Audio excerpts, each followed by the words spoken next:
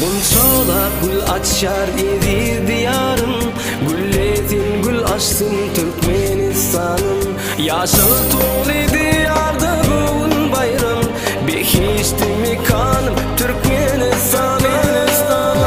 Atam atanım benim bahtiyarlık zamana, aşıklarım nikahı bedel aşka vadım. Sen nedir men şöhratım, sen nedir men gayratım, aşıklarım nikahı bedel aşka vadım.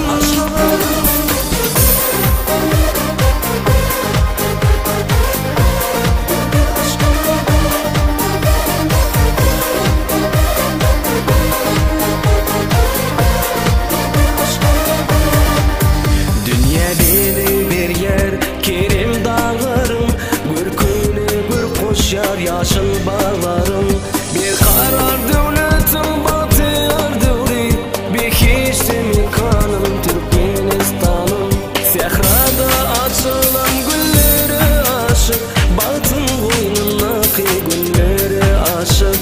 Vasfım dünya dolu bugün yurdaşık, bir hiçti mi kanım Türkmenistan'ım.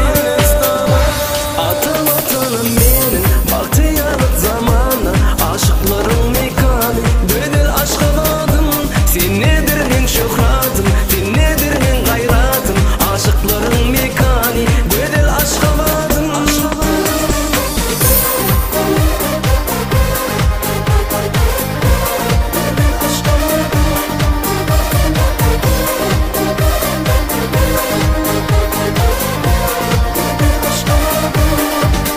Akbali götürlün şöhratli halkın, özgürüş yayladı devletli halkın.